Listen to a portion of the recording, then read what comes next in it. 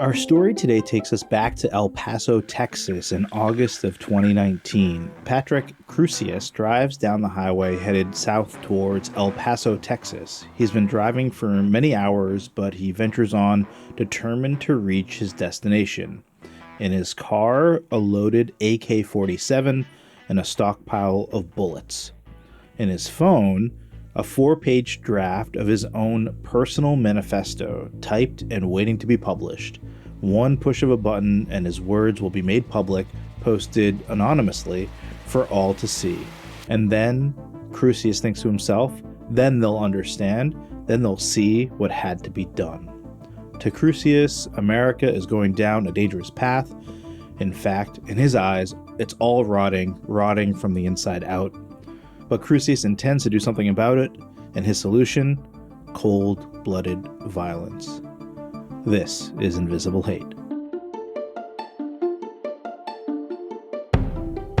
Welcome back to Invisible Hate. I'm Asad Butt. And I'm Saadia Khan. Invisible Hate is a weekly true crime podcast in which Saadia and I attempt to uncover the ugly truth behind various hate crimes, both recent and historical. Saadia, how you doing? I am doing well, Asad. You and I already had a conversation about what happened last week. My husband was in a motorcycle accident. He is fine. He's better, but he has a fractured clavicle, broken ribs, broken thumb, a concussion, but he's in high spirits, which is incredible. Yeah, for sure. I mean, motorcycle accidents are no joke. Saadia, I meant to ask you, is he in a motorcycle gang? Does he have like a leather jacket and like all sorts of stuff? No, he isn't. He has his gear, right? So he has this motorcycle jacket and pants and helmet and everything. And I'm so grateful for the gear because I think that's what saved him. Totally. But he's not in a motorcycle gang. No, he's not like a Pakistani Americans motorcycle club. Not that I know of. I said he may. I would check with him. Well, I'm glad he's doing okay. And Saadia, do you ride motorcycles? Are you a motorcyclist? I don't. Do you ride bikes? Yeah, I do ride bikes, but I am very careful. I wear my gear. And to all the motorcyclists out there, stay safe. It is a dangerous, dangerous vehicle. And I don't know why people ride it, but they that's do. The thrill of it. People love it. Yeah, you're right. How was your week, Asad? Yeah, week was good. We went on our first little road trip with our little baby girl. We went to a couple nights away in Bend, Oregon, which is, in the center part of the state. And that was, pretty exciting to see how baby would do on a car ride, as you can imagine. And yeah, we were listening to a new podcast from the guy that was formerly at Gimlet and Reply All. It was called Search Engine, and really liked it. We listened to the first couple episodes.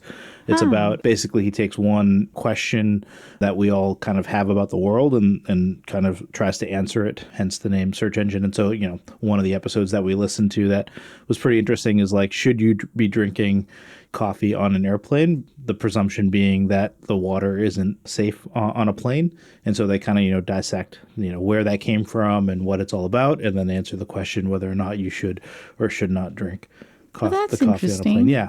So I have one more podcast to listen to now, Asad. Thanks for the recommendation. But you're also going on another vacation. A lot of vacations for you, Asad. Yeah, we're trying to get it all in. We have a wedding. Yeah, in your neck of the woods. We're leaving tomorrow. So Isha's going to be on her second plane flight. And so, yeah, we're excited to do that. And yeah, we should meet up. Oh, we should absolutely meet up. Let's hang out. We can talk podcasts and yell at your husband for riding a motorcycle. Exactly. Exactly, Asad. So, should we get started? Let's do it. So today we'll be digging deeper in a case we discussed last week. Let's get into it. Yeah, that's right, Saadia. In last week's episode, we discussed the El Paso Walmart shooting committed by 21-year-old Patrick Crusius. You'll remember, Saadia, that Crusius drives over 11 hours from Allen, Texas to the border city of El Paso for the sole purpose of killing people at a Walmart. He leaves 23 dead and 22 injured. When he surrenders to police, Crusius admits that he was targeting Mexicans in particular. And this past July, Crusius was sentenced to 90 consecutive life sentences in federal court for the crime. He is still awaiting his state trial, though, in which he may face the death penalty. And, I think, Saadia, we can all agree that justice has been served. But, I can't shake this feeling. I think we can't shake this feeling that we don't kind of have the whole picture. And I feel like that's the case in a lot of these crimes that we report on, that something is just kind of unsettled, right? Right. Like why, Saadia? Why did he do this? Like, what motivated him to do this? Why would someone do something this awful?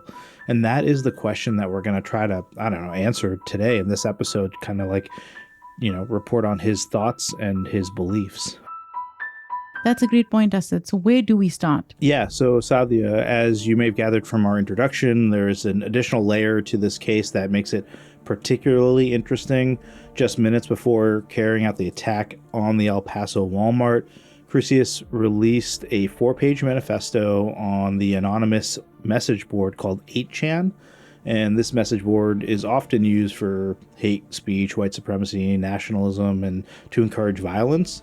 And so Crusius posted on there, this 4-page document that was called The Inconvenient Truth. And the manifesto essentially lays out how and why, Crusius made the attack. He not only explains the kind of many reasons why he believes such an attack is necessary, but even tells readers what type of gun and which bullets he plans on using. Asad, this is so bizarre to me. And what's interesting is that he really thinks it is the truth. Yeah. What he's telling, what he is sharing is the truth. That to me is more alarming than anything else. Yeah, I feel like that's going to be a common refrain from you as we go through this. It's just like that response of like, it's crazy, right? And so, yeah, I completely agree.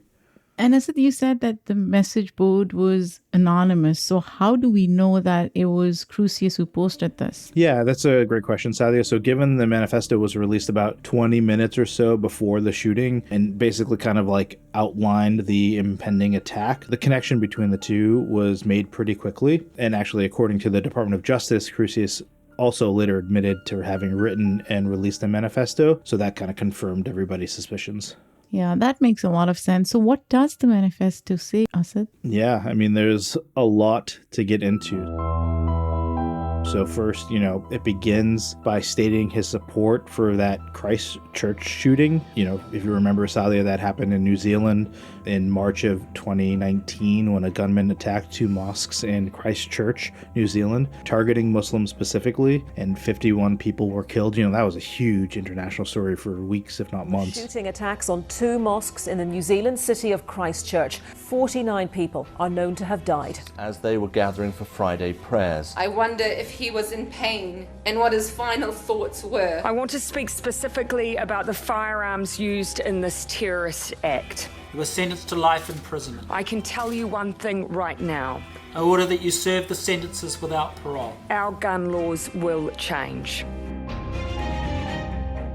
So Crusius basically draws inspiration from that shooter? Yeah, unfortunately, it seems like he does. Like, Crusius seems particularly inspired by the Christchurch shooter's own manifesto entitled The Great Replacement, in quotes. That manifesto was 74 pages long and promotes what is known as the Great Replacement theory. Some of you might have heard of this. It's made its way throughout the news, cycles over the last couple of years. This is a theory originally created by French writer Renaud Camus, and it's basically this really dangerous white supremacist conspiracy theory. According to the Global Project Against Hate and Extremism, the theory essentially claims that white people are being replaced by immigrants, Muslims, and other people of color in their so-called quote-unquote home countries.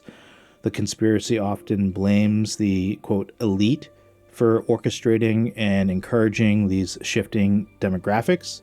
And according to Tim Squirrel, who is the head of communications and editorial at the Institute for Strategic Dialogue, this theory really took off in the 2010s. Here is Squirrel in an interview he did with the Vice series Decade of Hate. If you look at the kind of surge in popularity of Great Replacement theory, it's really in the 2010s, and it's really, really important to localize that to fringe internet culture, where these same ideas can gather speed, gather velocity, and gather popularity, and then spread from there to more mainstream spaces. So Crusius uses this theory as the foundation for his own manifesto. He explains that his own attack is a response to the, quote, Hispanic invasion of Texas. In other words, he believes that Texas is being taken over by Hispanic migrants, and he intends to do something about it. Asad, it's so sad, and it's such an unfortunate and extreme way of thinking. And we see this viewpoint pretty much used by far-right extremists in their extreme political ideology, right? They are bringing this really dangerous point of view into mainstream discourse, which is incredibly scary. But I do want to go back to what you said in terms of the theory, the great replacement theory, which basically states that white people are being replaced by immigrants, Muslims, and other people of color. The irony is that there is so much intersectionality between racial identity and other parts of your identity. Immigrants are also white. They can be white. Muslims can be white. So this, to me, is so ill-informed, in addition to being so scary. Yeah. Has this come up, I guess, in Immigrantly, your other podcast? Not the theory itself. We do have conversations around how people's perception about immigrants, Muslims, and other identities are so one-dimensional, but we haven't really delved into the theory. You know what? At some point, we may just do that. Why not? Yeah, it's a good idea. So, Saadia, getting back to the story, as a whole, Crusius seems to believe that America is in decline. He quite literally says the country is, quote, rotting from the inside out, and that, quote, peaceful means to stop this seem to be nearly impossible. So much of his concern seems to surround the Great Replacement Theory and his perception of the growing population of immigrants. And so he goes so far as to provide several arguments as to why these people pose a, quote, threat to the country. Wow, Asad. So let's talk about these, because I'm pretty sure most of these arguments are just absurd. I think you're right. Yeah, they're pretty crazy. Yeah, and let's break down, some of them. So his first central argument is entitled, quote, political reasons. In this section, he essentially argues that the growing Hispanic population in the United States is sure to give the Democratic Party a substantial upper hand over the Republicans. This is based on the idea that Hispanic voters as a whole often tend to lean towards the Democratic Party. And, while Crusius believes that political leaders on both sides of the aisle are failing the American people, he is particularly disturbed by the prospect of a Democratic takeover. He writes, and this is a quote, America will soon become a one-state party. The Democrat Party will own America, and they know it. They intend to use open borders, free healthcare for illegals, citizenship, and more to enact a political coup by importing and then legalizing millions of new voters. He even writes more, and he says Hispanics will take control of the local and state government of his, quote, beloved Texas.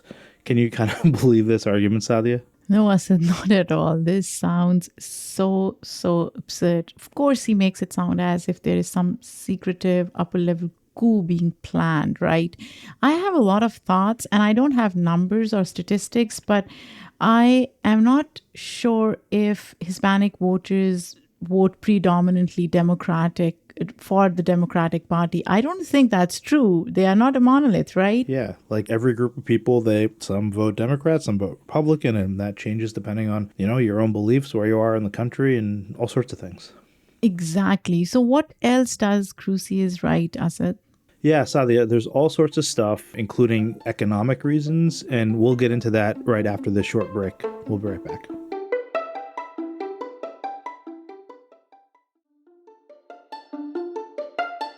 Welcome back to Invisible Hate. So, Asad, talk to me about economic reasons that Crusius cites. Yeah, so Saadia, he goes on to list in his manifesto kind of these, quote, economic reasons. And many of them are kind of these typical arguments, the ones that we've already heard a million times before. In short, Crusius believes that immigrants reduce the number of job opportunities for other Americans. He's particularly worried about the impact that continued immigration will have on the issue of automation. He seems to believe that automation will eliminate, quote, unskilled jobs and push immigrants into the skilled labor markets, increasing competition. He writes that the source of competition for skilled labor from immigrants and visa holders around the world has made a very difficult situation even worse for natives as they compete in the skilled job market. And, he's just angry, Saadia. Like, it's just like he's fearful of these other people kind of coming in and taking over jobs that he thinks that he deserves. He's angry that increased competition has in turn increased the expectations of those in the job market. And he also kind of complains that the price of college, right now, a bachelor's degree is what's recommended to be competitive in the job market, and the cost of college degrees has exploded as the value has plummeted, end quote. And so just, all these ridiculous, clearly things that are false. I said it's ironic how he uses natives as if most groups of Americans within this country weren't at some point immigrants themselves. Right. It's so bizarre to me. And this kid seems to be a jaded 21-year-old who is incredibly angry with economic conditions and has decided to take these frustrations out on an innocent group of hardworking Americans, as has always been the case. Right. It really saddens me to think that this is how he was or is looking at the world. So now it is clear to you and I that he is not a fan of Hispanic immigrants, but there is a big difference between disliking someone and launching a mass casualty attack. How does he reach that point? Yeah, I mean, that's a great question. And this is kind of where it gets really bad. Not that it isn't bad, before Saadia. And so at the end of his economic rant, Crusius takes a bit of an odd turn into the discussion of the decimation of the environment and our depleting resources. But, what does that have to do with Hispanic Americans, right? Well, Crusius' logic is pretty warped. He says, and I quote, "I just want to say that I love the people of this country, but goddamn, most of y'all are too stubborn to change your lifestyle. So the next logical step is to decrease the number of people in America using resources. If we can get rid of enough people, then our way of life can become more sustainable," end quote. Oh my God, Asad. Is he saying what I think he's saying? Yeah, I mean, unfortunately, yeah, he is. He basically believes that we need to get rid of a portion of the population, and the portion that he plans on removing is the Hispanic American population. This is just so crazy, Asad. I keep using these terms, but it's just so annoying, and it makes I don't know how to describe my feelings right now, but I'm guessing he doesn't plan on politely asking people to leave. By the way, why should he ask anybody to leave? Right. It's he has no right to do that. Right. He has no fucking right to do any of this. As I said, he probably comes from ancestry of immigrants, and this just makes me so angry that he thinks he is in a position to dictate who should live or who shouldn't, and who should live in the United States and who shouldn't. This is just such BS. Yeah, just dripping with privilege, right? And exactly. Yeah. And, sadly, his plans are far more violent, Saadia. He writes that, quote, "Even if other non-immigrant targets would have a greater impact, I can't bring myself to kill my fellow Americans," end quote. What the fuck? And so, yeah, basically... He calls them fellow Americans, so immigrants aren't Americans? Yeah, exactly. So he plans on killing Hispanic individuals in order to decrease the population. And for that, that in his mind will solve the climate issue or whatever, right? So he believes that if he can provide Hispanic immigrants with the, quote, right incentive to leave, then they will return to their home countries. So what he's trying to say is the incentive is this act of violence that he's carrying out against Hispanic immigrants, which will propel them to leave the U.S.? Yeah, exactly. He calls these acts of violence patriotic, Saadia. Wow. Wow. It's just so atrocious, Asad, and so scary to see someone attempt to justify. Like, he is really trying to justify this evil act of violence and is trying to rationalize it somehow. Yeah, I think But you know what I said? What's even more scary is that there are a lot of people out there who may agree Yeah, right. with what he's saying. For sure. And I think, we talk a lot about this. There's rhetoric that people have, and then the rhetoric that leads to action and violence. I don't know. It's so crazy to me that someone can make that jump to violence, right, Saadia? I don't get it. And I mean, this is part of why we're doing this, to really understand like what's going on in the minds of these people, right? Right. I can't believe what I'm saying, but it's about to get worse. Crusius then essentially admits to having chosen this particular target because it was an easy and vulnerable target. He basically called it low-hanging fruit. So basically, he would be able to get in without a lot of security issues and take out a lot of people really easily. And so to refer to a group as, low-hanging fruit, just kind of it's wicked sickening. Honestly, at this point, I am at loss for words. So is that it then? Is that the entire manifesto that he had? He got a lot in 4 pages for sure. Unfortunately, he leaves us with one final kind of nugget of wisdom. I'm saying that jokingly.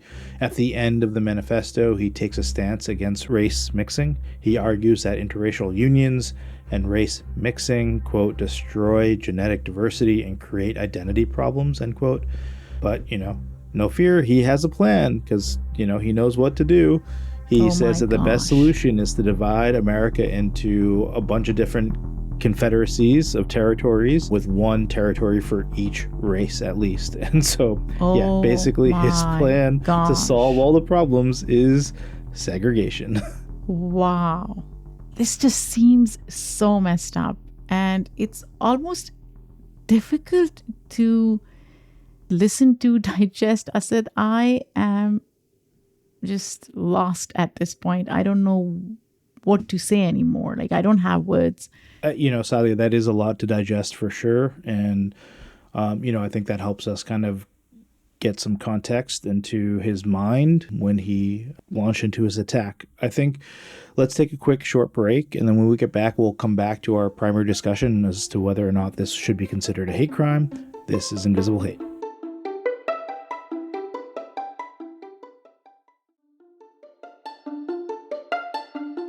Welcome back to Invisible Hate. So, Asad, should the El Paso Walmart shooting be considered a hate crime? I mean, this is probably as easy a case as we're ever going to have, right? I think the combination of the manifesto and his actions that day and the fact that he murdered so many people so quickly, I think it's pretty clear that this was and should be, considered a hate crime. How do you feel about it? Absolutely, Asad. And we know this, that upon being apprehended, he admitted to police that he had driven to the border city with the intention, and I want to underline the intention, of targeting and harming Mexicans and Mexican Americans. So totally. Again, actual perceived identity, right? And most of us know that El Paso is over 80% Hispanic, and its location on the border means that many Mexican tourists and nationals cross into El Paso frequently. So he was very intentional about picking this specific place. And then obviously, Asad, you've talked about his stupid manifesto, The Inconvenient Truth, which really seals the deal, right? He makes his racist, xenophobic, anti-immigrant views pretty clear to us. But Asad, there's one caveat here. Do you want to share that? Yeah, I think the complicating factor is, his mental state. And so, his defense attorney told reporters that Crusius is not racist, but rather suffers from a history of severe mental illness. And so, we talk about this all the time.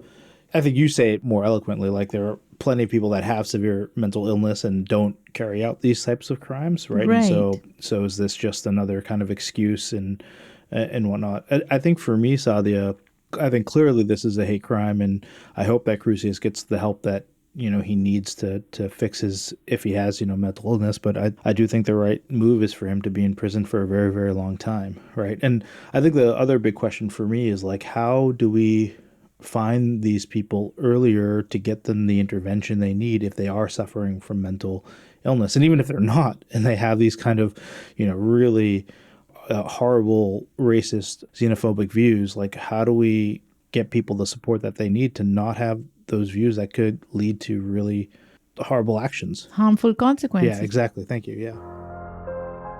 So Asad, where is Crusius today? Yeah, so Crusius is currently serving his 90 consecutive life sentences in prison, where he will likely spend the rest of his days. And as I mentioned before, he's awaiting his state trial, where he may as well face the death penalty.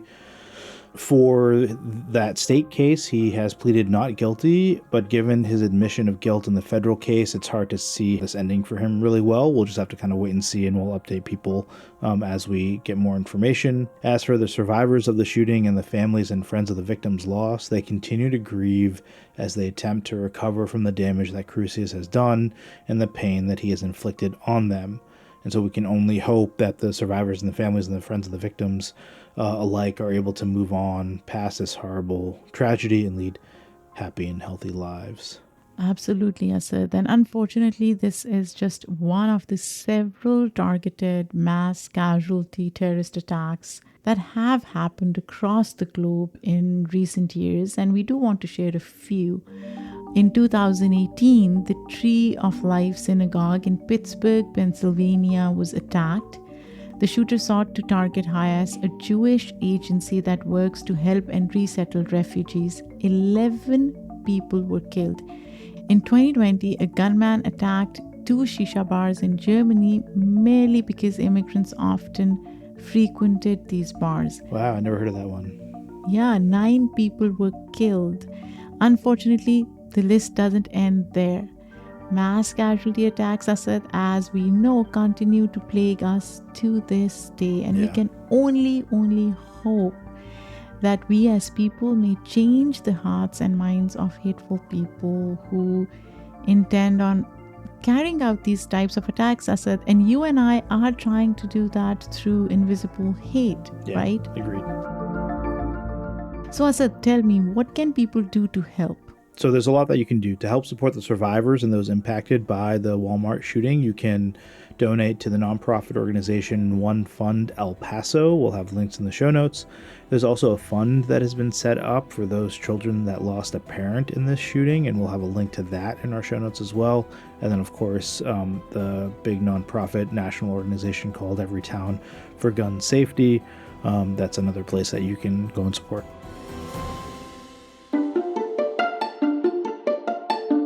Thanks again for listening to Invisible Hate. If you want to learn more, please check out the links in the show notes about this case. Also, please email us your thoughts on this story or any other story that you think we should cover. You can reach us at info@invisiblehate.com. You can also find us on Twitter and Instagram, and I don't think we're on Threads just yet, but we'll get there soon. Just search for Invisible Hate Podcast. You're right, Asad. Thanks again for listening. If you like what you hear, please share it with a friend, a family member. Give us a good review on Apple Podcasts, Spotify. Invisible Hate is a joint production of Refilion Media and Immigrantly. We would like to thank our team, which includes Michaela Strother, Emmanuel Monahan, and Paroma Chakravarti. Our music was done by Simon Hutchinson. We'll be back next week with another hate crime for us to analyze. Until next time, I am Saadia Khan. And I'm Asad Butt.